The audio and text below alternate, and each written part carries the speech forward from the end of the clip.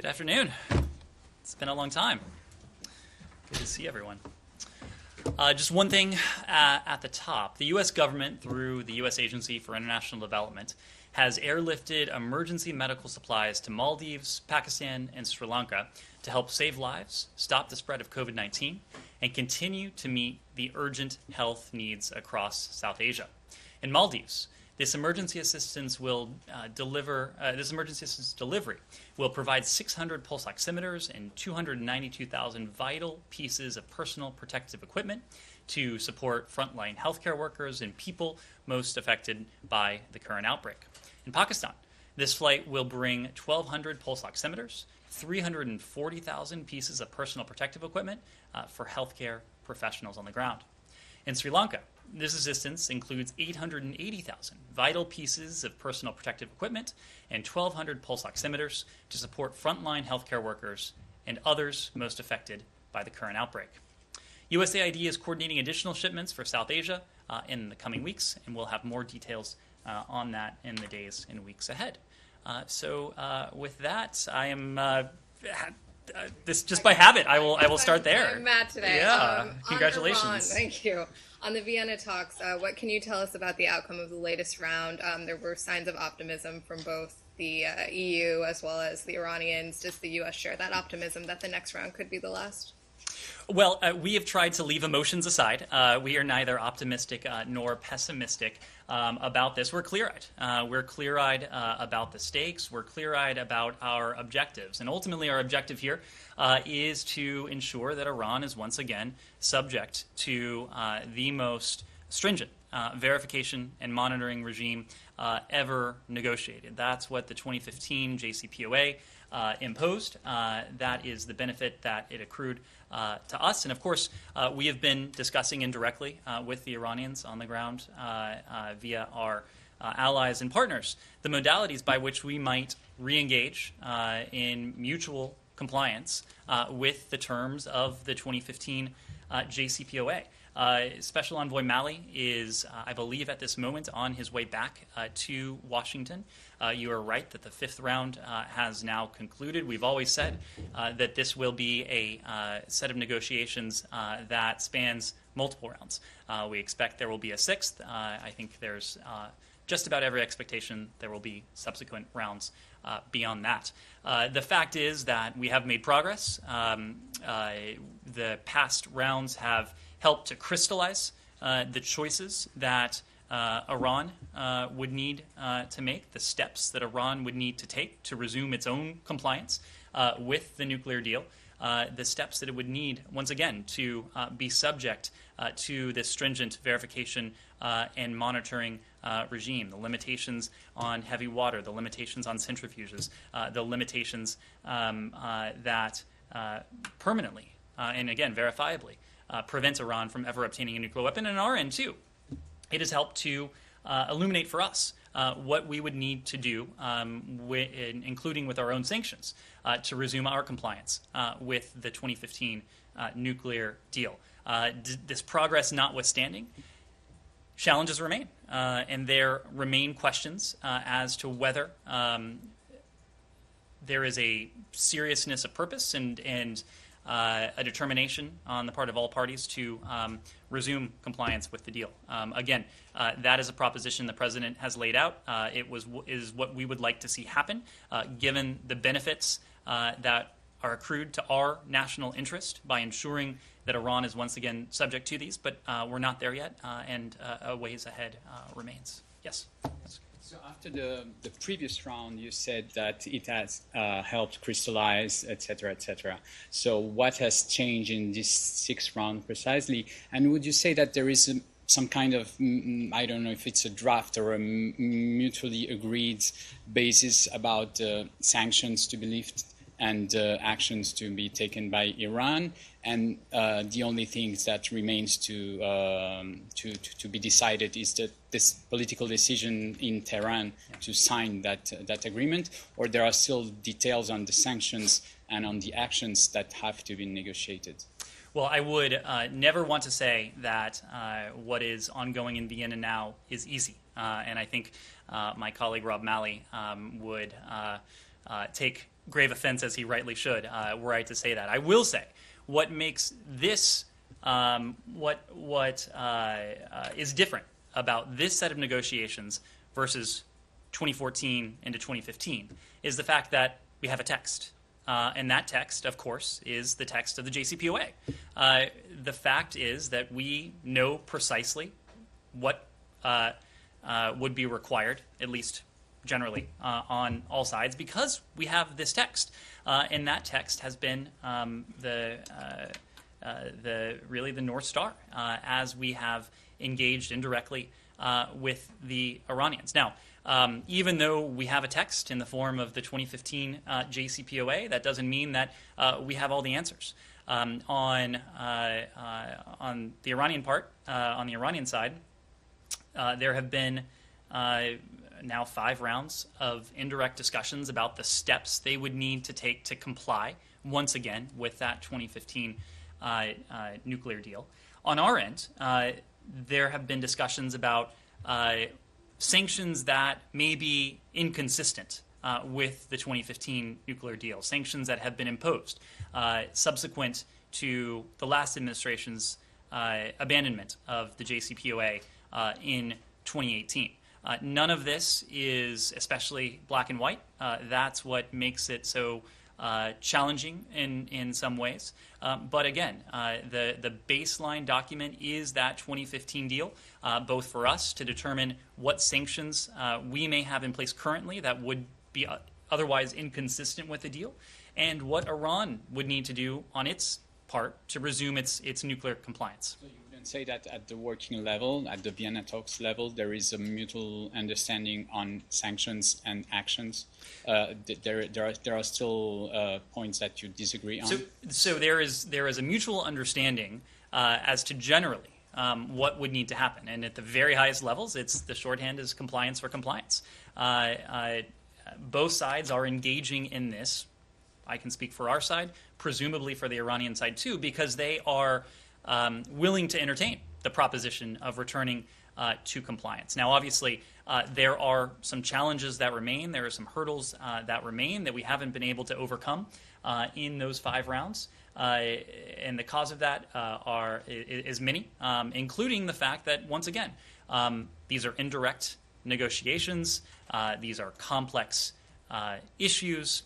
There is no lack of distrust between and among Iran and the other partners and allies with whom we're working on this.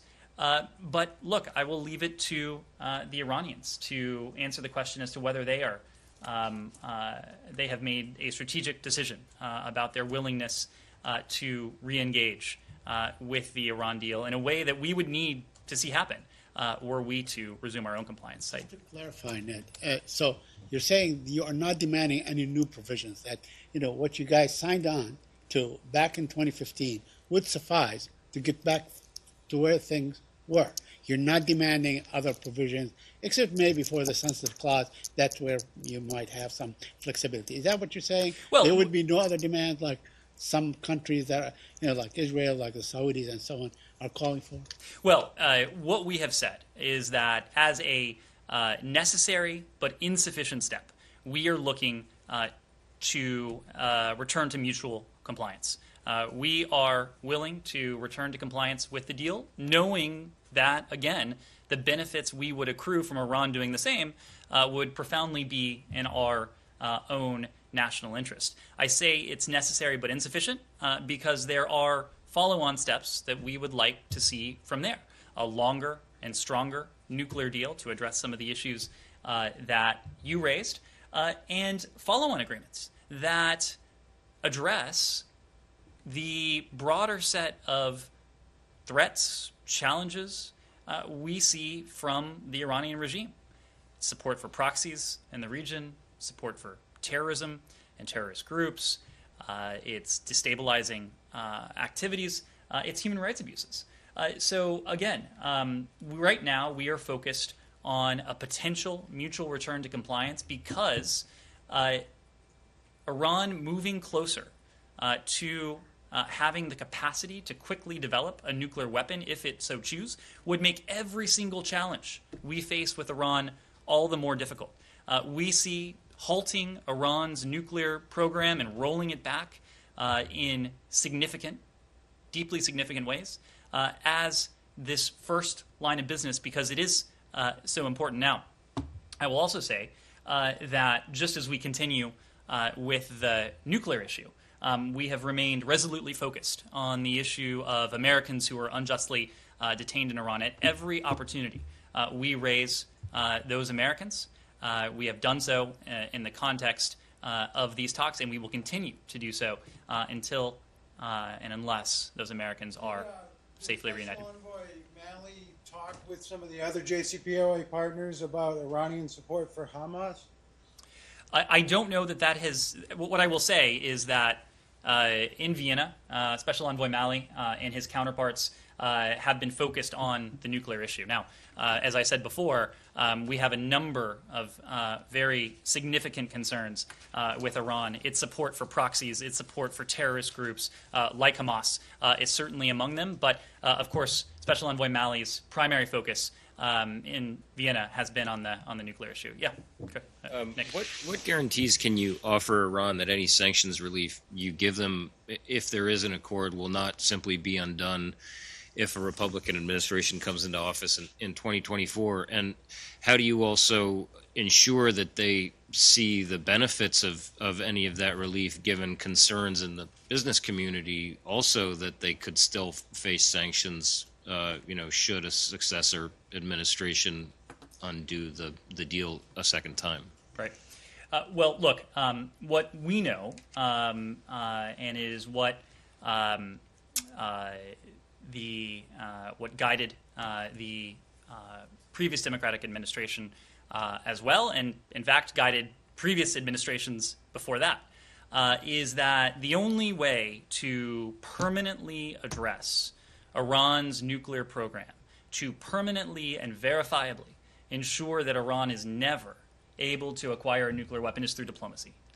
And the formulation that the JCPOA struck is really, in many ways, the only formulation under the sun. It is verifiable and permanent limits on Iran's nuclear program in return for relief of nuclear-related sanctions. Again, what we are talking about is a return to that formula. And it's a basic formula that has been around ever since this iteration of Iran's nuclear program has been on the table. Now, of course, we can speak for this administration. We wouldn't dare to speak for a subsequent administration. I think what we can say, however, is that this has been widely and broadly recognized, not only by previous American administrations, but also by our allies, our closest allies, including those in Europe, around the world, but also partners with whom we share fairly little in terms of other mutual interests. The Russians and the Chinese, of course, are original signatories to the 2015 JCPOA, because they too understand that this construction, verifiable and permanent restrictions, and in fact a profound rollback on Iran's nuclear program in return for limited sanctions relief, is not only in their interests, but in our estimation, it is certainly in our interests. So there is an overwhelming international consensus that on a couple fronts. Number one, that Iran's nuclear program must not only be halted, but rolled back in these important ways. And number two, that diplomacy is the way to do that on a durable and permanent basis. And number three, that this formulation, the formulation that really is quite simple in what it in how it goes about it, but is hugely meaningful in what it does for global security, that remains on the topic. Yes. Let me move it around a little bit. Yeah. A new topic. Sure. Anything else on Iran? Or Just one quickly on Yep. Iran. On this follow-on agreement, is that a precondition to rejoin the JCPOA, that the Iranians will commit to sitting down for this follow-on agreement? what is a precondition is that before we turn to other matters is that we have a compliance for compliance deal, if that is in fact going to be achievable. And we certainly do hope that it will be achievable because, once again, it is in our interests to place these verifiable and permanent limits on Iran's nuclear program while rolling back the progress that Iran has made when it comes to its nuclear program since 2018. Others on... yeah, I will. Yeah, yes. Belarus. The President Lukashenko's government is now saying that they want to limit the American diplomats at the embassy. I wonder if you're rethinking where to place U.S. Ambassador Julie Fisher. And then also just if you have any comment on the ongoing repression, because there have been some pretty gruesome scenes, especially yesterday in a courthouse in Minsk. Yeah. Well, you are right that today Belarus informed the United States that it is imposing new limits on American diplomatic and technical personnel at our embassy in Minsk in Belarus. This will take effect on June 13th, just a little over a week from now. Unfortunately, the Belarusian authorities have brought our relationship to this point through relentless and intensifying repression against their citizens, culminating, of course, most recently in something we all saw in the outrageous forced diversion of the Ryanair flight and the arrest of the Belarusian journalist and his companion who were on that flight. In response to these events, and as you've heard from the White House in recent days, the administration announced a series of actions on May 28th, late last month, including reimposing sanctions, restrictions against 9 Belarusian state-owned enterprises previously granted relief under a general license by the Treasury Department. We know that a sovereign, independent Belarus that respects the democratic aspirations of its citizens, their human rights, and their country's international obligations is not only in their interests, it's in our interests as well. And we're disappointed, to put it mildly, to be where we are now. But we'll continue to work with our allies and our partners to promote our shared interests and really not only our shared values, but universal values that remain the aspirations, the unfulfilled aspirations of the people of Belarus. Now, when it comes to Ambassador Fisher, it goes without saying that we, again, are a steadfast supporter of a free, independent, and democratic Belarus.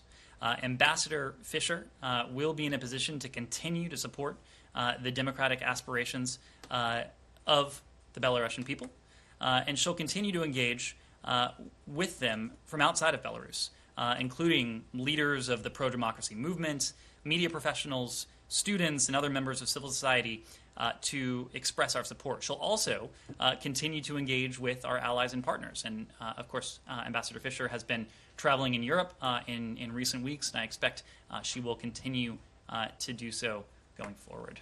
Yes? I'd like to ask about the vaccines. On the U.S. plan to send 25 million doses globally, 25% will go to, quote, countries experience surges, those in crisis and other partners.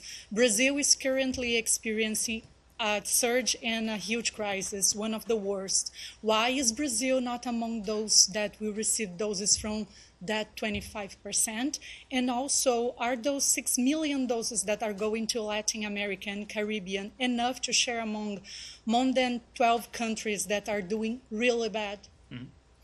Well, let me first start by saying that the scale and the scope of the outbreak in Brazil is truly heartbreaking to see. And the United States, as we've said before, has and will continue to provide support to the government of Brazil to help it recover and first staunch the outbreak and to recover from this outbreak as quickly as possible. We've done that in the context of non-vaccine supplies, supplies that are critical to Brazil's health sector, public health sector.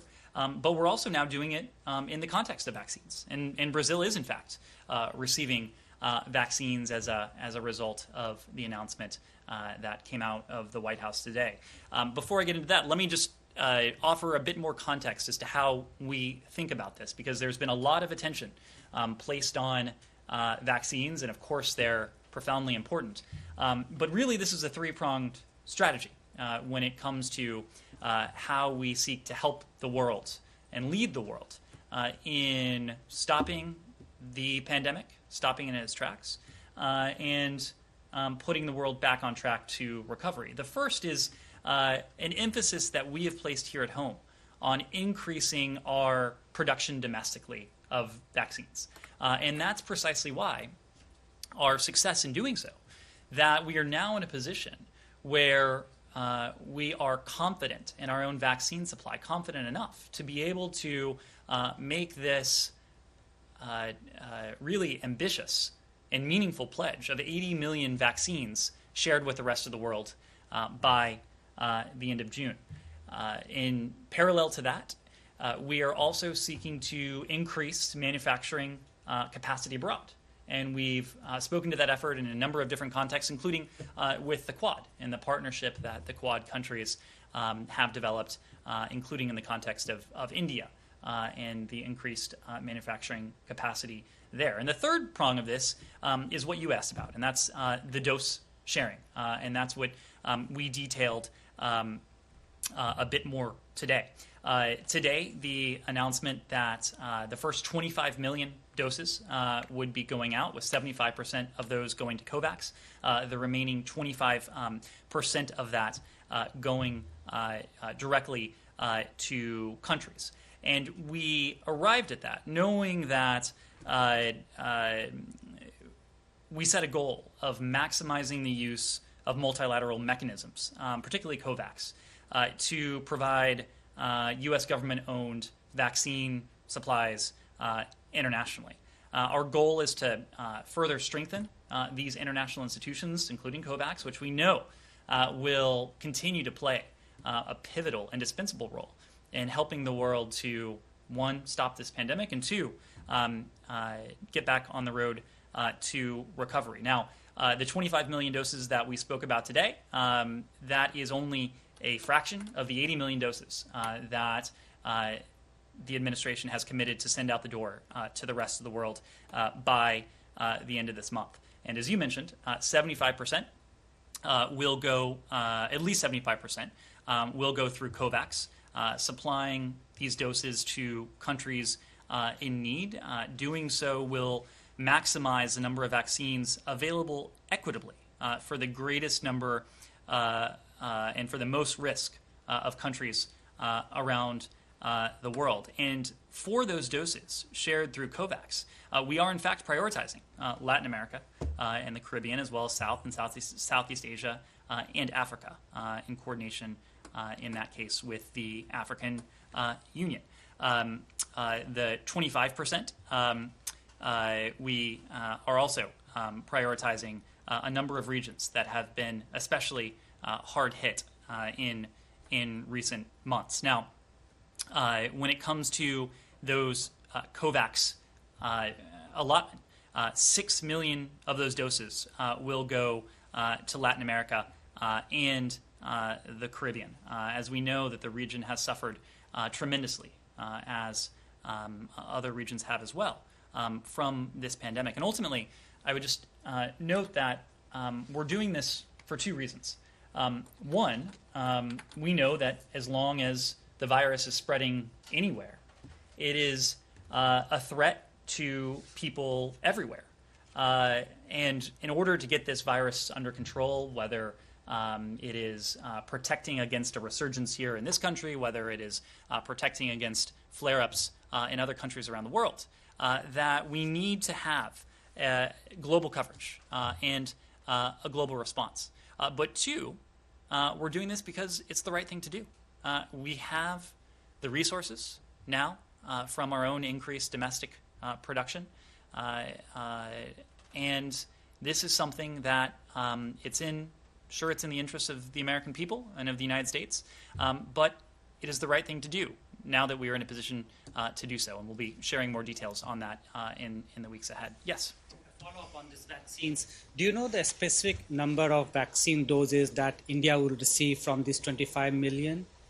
So what we've spoken to today are the shares per region. And so there is a breakdown by region, but we don't have specific dose numbers to offer per country at this point. And when would the next round of vaccine distribution would be announced? Do you have any timeline for that? Well, what we said, let me make one point that this 25 million, of course, not a paltry sum, will be going out the door imminently, as soon as we can muster. Now, the distribution of vaccines, of course, it depends somewhat on the manufacturer, but it is not as simple as putting a stamp on an envelope and sending it around the world. So there are logistical challenges associated with this, but we are moving as quickly as we can in an effort to get these vaccines to their destination countries as soon as we can.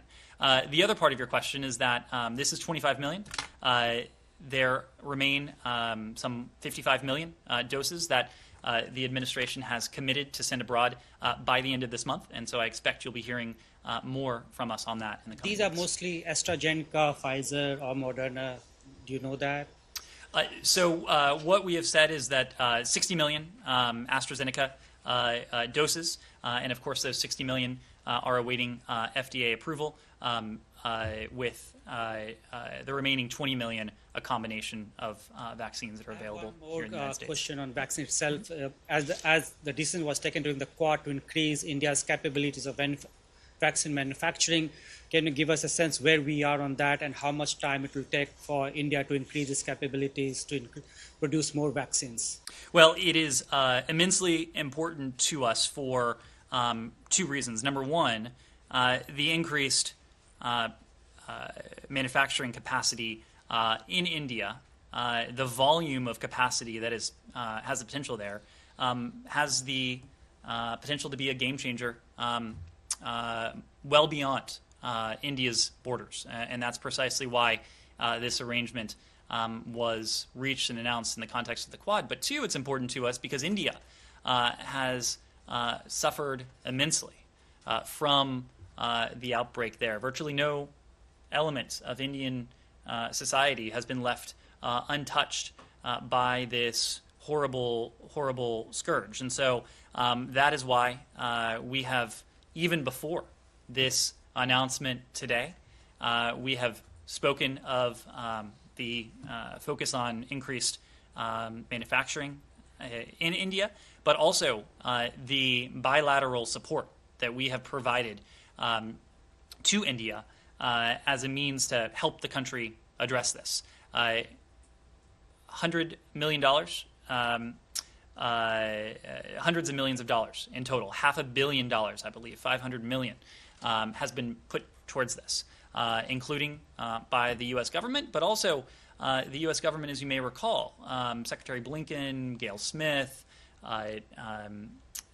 Kurt Campbell, and others have led an effort to galvanize the private sector to chip in and to do so in a very meaningful way, knowing that this has to be something that if we're going to staunch the outbreak and the epidemic there, that we will need this partnership with the private sector. And we've been really gratified to see that together between U.S. government contributions as well as private sector contributions.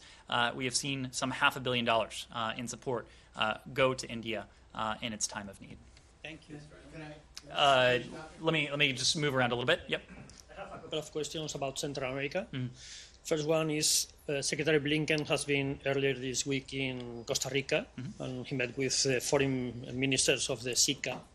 Was there any kind of agreement or compromise seeing the situation in the region? And the second one is, well, Central America is supposed to be a priority for this administration, especially in terms of fight against corruption and improving governance and institutionality, rule of law. But the fact is that in last month, President Bukele in El Salvador has removed the Constitutional Court. In Nicaragua, opposition leaders have been arrested. in Guatemala, former prosecutors against corruption has been arrested. Is the United States strategy working, failing? What is happening? Well, what I would say, let me first start with the second part of your question when it comes to El Salvador.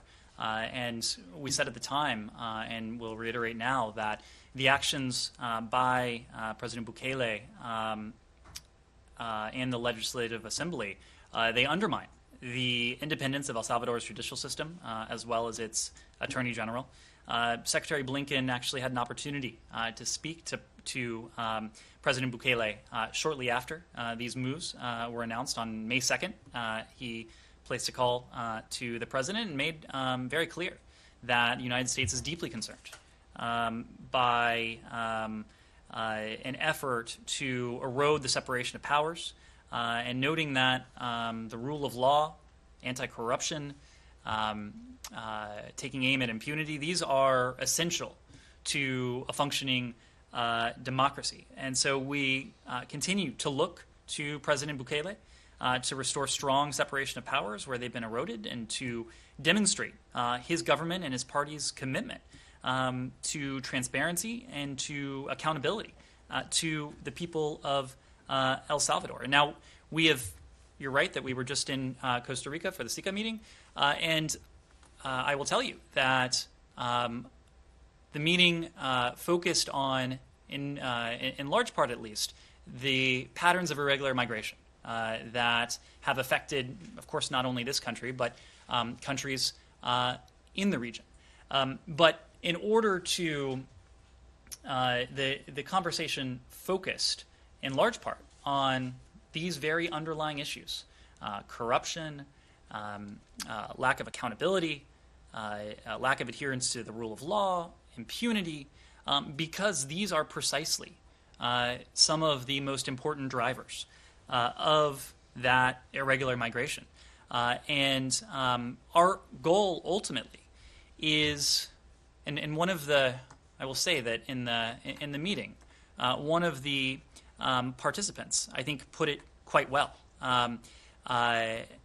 when he spoke of a right to remain for the people of Central America. And what he meant by that is that we, of course, I think much of the public focus has been on the flow of irregular migrants, but our goal needs to be, and our goal, this administration's goal, in fact, is to create a right to remain, the conditions so that the people of the region, the people of Central America, need not feel that their only option is to undertake an incredibly dangerous and futile journey to the United States rather than remain in their home countries. And that's really the focus of our approach. That is one of the focus of the president's proposed $4 billion comprehensive regional strategy to create that sense of opportunity for people of the region, to instill and to reinforce that right to remain. You asked about some of the recent setbacks. What I would say is that these are challenges that won't be solved overnight, that can't be solved overnight. Our strategy, including the president's $4 billion over 4-year comprehensive vision, is one that will be developed over 4 years.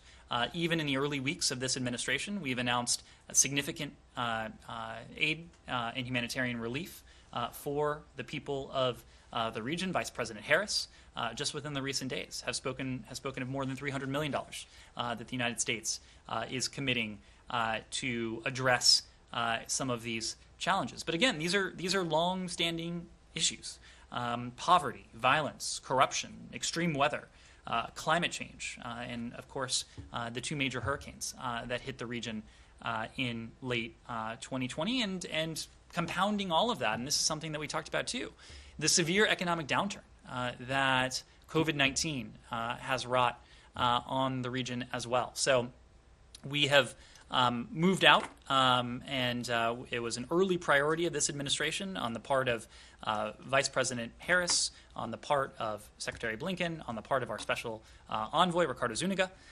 to make progress on this and to do so in important ways, and we've done that. But just as we do that, we know that this will be a process that will, and this will be a strategy that unfolds over time with the goal of creating better lives, creating better conditions for opportunity, and ultimately creating that right to remain for the people of Central America. Is there any concrete outcome you are expecting from next Vice President Harris' travel to Guatemala? I mean, because, okay, this is a long-term strategy, but is something expected to happen now? Or well, I will leave it to the White House and specifically to the Vice President's office to speak about to her trip. But I think just as Secretary Blinken's travel to the SICA meeting, where we met with his counterparts from the region, it will be an important signal of American engagement and our partnership with the region. And that's really how we see this. For us, this is not just a problem to be solved. It's a partnership, and that's why we have made and will continue to make important investments in the future of the region, knowing that only by improving lives, only by creating that right to remain, will we be able to address some of those underlying challenges. Can I change topics? Sure.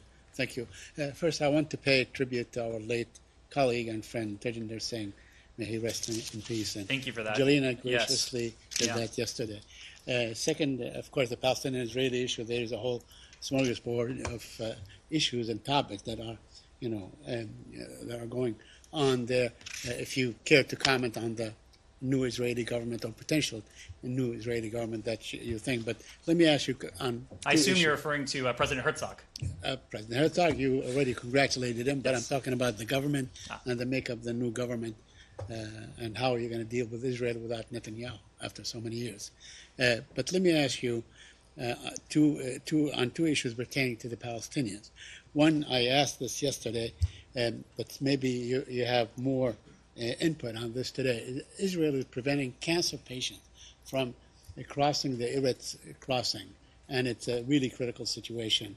I wonder if you have any comment on that. And my second is, of course, again, on the whereabouts of Mr. Hadi Amr. What is he doing? What is next on his agenda?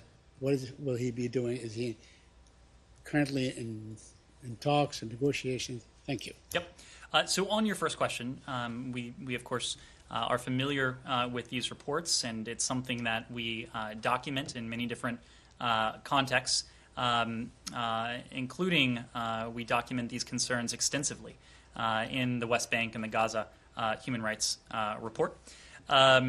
We have encouraged all parties to work together to facilitate greater freedom of movement, including for humanitarian ends. And I can tell you, of course, we were just in the region less than 2 weeks ago now. Deputy Assistant Secretary Amr was there. He joined up with our delegation. This absolutely was a topic of conversation with our Israeli counterparts. It was a topic of conversation with our with the Palestinian Authority. It was something we heard from members of civil society with whom we also met. Our goal, and you've heard us say this now, over the longer term, but it's something we are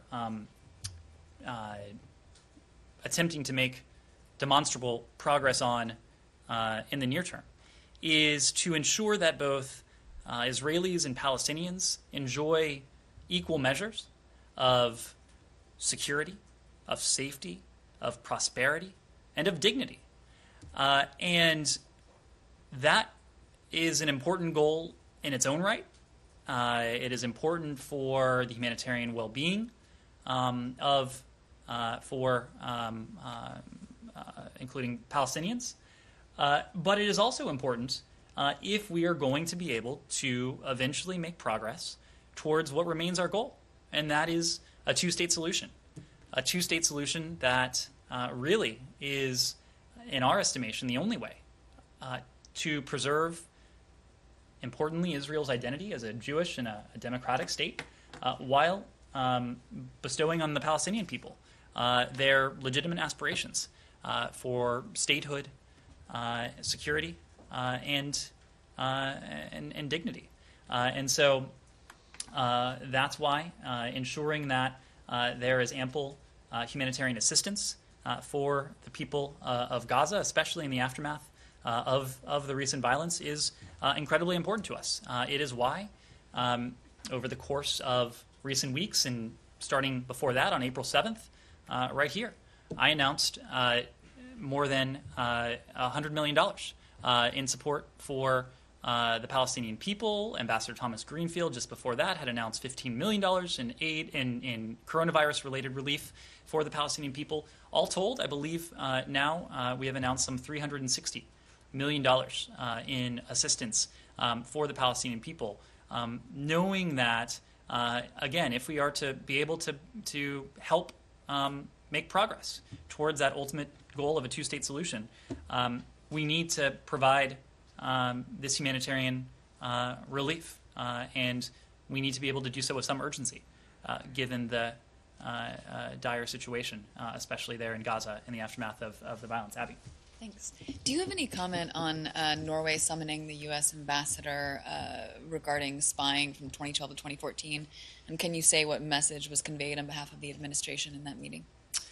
What I would say is that the Chargé, as I understand it, did have a meeting with the Ministry of Defense. Look, these are issues that long predate this administration. In 2014, the Obama-Biden administration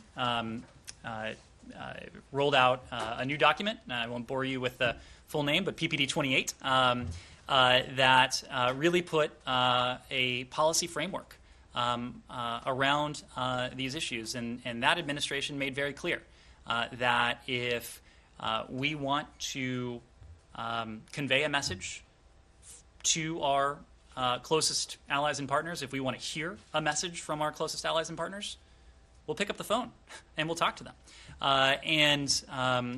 That's precisely how we view this. Yeah. Do you have any comments on this new coalition government, which is trying to which will have to go through a vote in the Knesset without Netanyahu? What would it change for the U.S. policy, including defense assistance to Israel?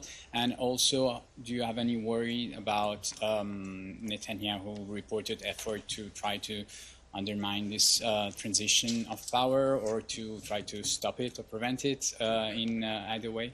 And have you shared any message that you want to Israel to keep on with its peaceful tradition of peaceful transition of power? I think there were 3 or 4 parts to your question. I'll answer one of them. Regardless of what happens, and obviously we're not going to speak to government formation while it's in process. Regardless of what happens, regardless of what government is in place, our stalwart support, our ironclad support for Israel will remain. You have heard from President Biden, you've heard from Secretary Blinken of that commitment in recent days, including when it comes to replenishment of the Iron Dome. Nothing about that will change, even if there is a change in government. So you agree with, there's, I guess, a proposal for $1 billion for, replenishing the Iron Dome. I think it's been proposed by, bipartisan group of legislators like Lindsey Graham and others and so on. You approve that? So what is that happening? I mean, what the president has said is that the United States will support the replenishment of the Iron Dome. We haven't spoken in more detail. I know there's a proposal that has been floated, but our commitment to the Iron Dome, knowing that the Iron Dome saved untold number of Israeli lives from the indiscriminate rocket attacks fired by Hamas and other militant groups in Gaza in recent weeks. It is an indispensable tool for the safety and security of Israelis. Again, we are talking about equal measures of safety and security for Israelis and Palestinians. And on the Israeli side, the Iron Dome is an important element of that equation. So today, the Secretary Anthony Blinken either met or already met or is meeting with Israeli Defense Minister Benny Gantz. I assume that they will be discussing all these issues. Will they also be discussing, a long-term quiet or truce between Gaza and Israel? So I expect we'll have a readout of this meeting. It took place this morning, and we'll have a bit more detail to share. But I think what you will hear is that the meeting focused, one, on our security, on our commitment to Israel's security, on our belief that Israel has a right to defend itself. But also, I expect you will see a focus on some of the issues we've talked about, the humanitarian efforts to provide important humanitarian relief and assistance for the humanitarian recovery in Gaza. And ultimately, we know that only if we are able to offer, again, in equal measures, a sense of opportunity, a sense of dignity, of security, and democracy to Palestinians and Israelis, will we be able to break this cycle of violence? What we don't want to see happen is for Gaza to be rebuilt with significant assistance from the United States and the international community, only to see this occur in the coming weeks, months, or years. And so that's why, yes, we're focused on the near term, but we're also focused over the longer term on breaking that cycle of violence. Yes. I was wondering if you have any updates on Special Envoy Feltman visit to Gulf and Kenya, and I was wondering if the U.S. considering being working on a mediation regarding the dispute over the Ethiopian Grand Dam. Well, as we said before, we continue to support collaborative and constructive efforts by the parties, in this case Ethiopia, Egypt, and Sudan, to reach an arrangement on the GERD. We understand the importance of these waters to all three countries, and we continue to encourage the resumption of productive dialogue on the GERD under the auspices of the AU. You're right that Ambassador Feltman is in the broader region now. I expect we'll be able to give you more detail on his travel upon his return. Just a follow-up, are you relying more on the African Union efforts and ideas regarding the dispute over the Grand Dam? Well, we know that the African Union is an important forum for conflict resolution, for mediation. We see ourselves as a partner, not only to these three countries, but also to the African Union. And so we're working very closely with the African Union in an effort to bring the parties together and to make meaningful progress towards a resolution of this dispute. Jay. On Afghanistan, there's a new UN report today that says the Taliban remains close with al-Qaeda despite efforts to mask their ties. They still have a close connection. Given the unconditional withdrawal of U.S. troops, what's to stop Afghanistan from falling to the Taliban to becoming a haven for terrorism after the U.S. withdrawal? And do you have any update on efforts to get SIV applicants out of the country? Well, on your first question, we absolutely have not taken our eye off the terrorist threat, far from it. And as we have said, in the context of announcing the military withdrawal from Afghanistan, we will have the means to detect a reemergence of a terrorist threat to the homeland from Afghanistan and to take action should that occur. We're going to reposition our forces and our assets to make sure that we guard against this potential reemergence, and we've spoken of the over-the-horizon options. Under the agreement, the Taliban committed not to allow al-Qaeda or other terrorists to threaten the security of the United States or our allies from Afghan soil, we are going to hold them to that commitment. Our ultimate goal is an Afghanistan that finds an end to 4 decades of conflict through a just and durable political settlement.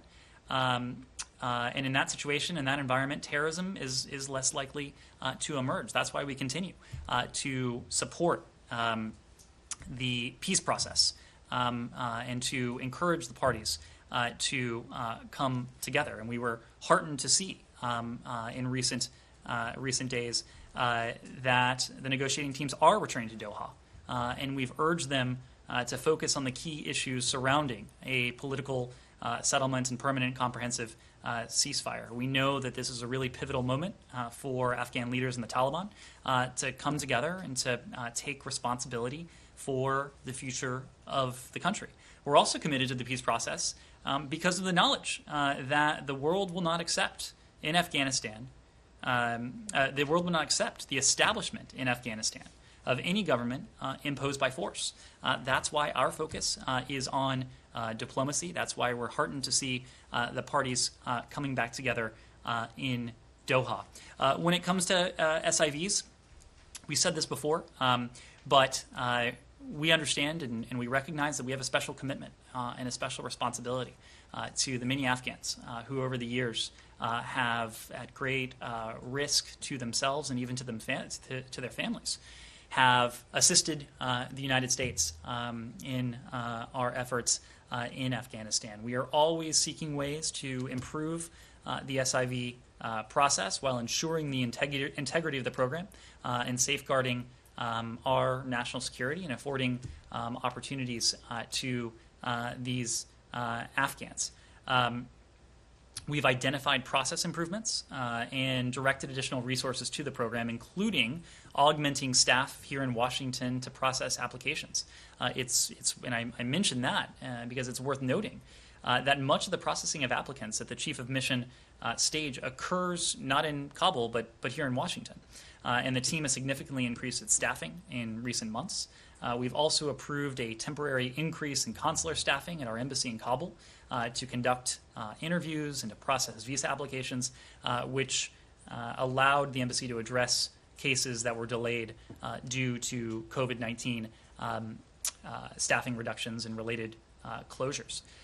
You also heard last week, I believe it was our Deputy Secretary for Management and Resources, in speaking to the budget, that we've requested an additional 8,000 SIV funding for an additional 8,000 special immigrant visas from Congress. And of course, we know that it's not only the department, it's not only the executive branch that is deeply committed to this program, but again, we're heartened to know that we have a partner in Congress, and a Congress that is very focused, just as we are, on this program as well. Follow up on that. Are there any plans for evacuating people or doing this processing in a third country? So what's important, and again, I think it's important to understand, is that even as we withdraw militarily, our commitment to the government, and in this case the people of Afghanistan, will remain.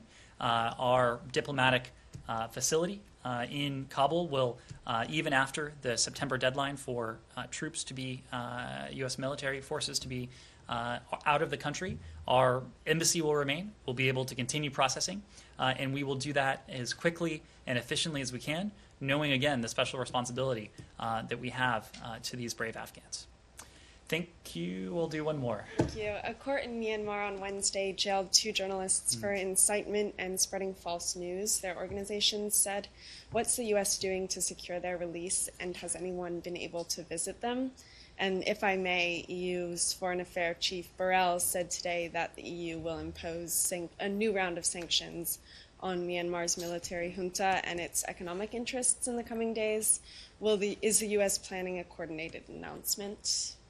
Well, you didn't ask about this precisely, but let me also take an opportunity to note that we are deeply concerned over the detention of U.S. citizens Daniel Finster and Nathan Mong, both of whom were working as journalists in Burma.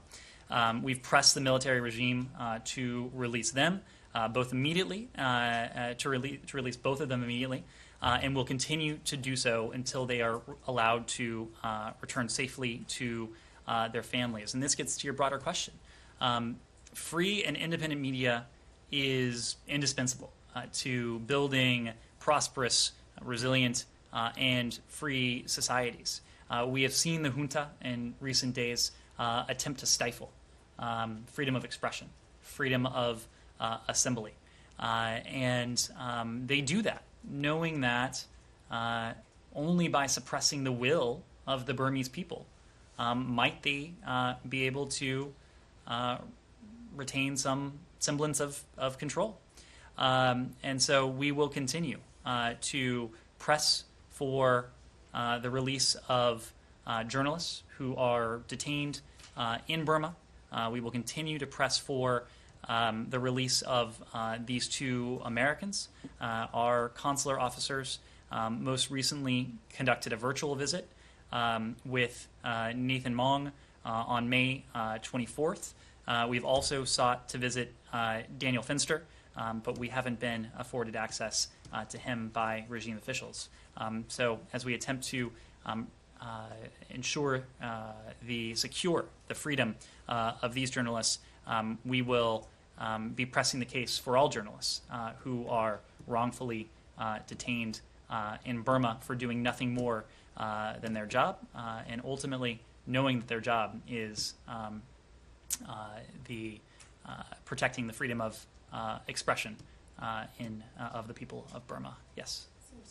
Yeah. How many doses are going to Brazil? Brazilian government is saying 2 million. Is that correct? So the announcement today was grouped by region, and we spoke of broad allocations to regions. There were, I believe, 6 million doses going to the region, but we haven't spoken in terms of allocations to countries. Thank you. Thank you all very much.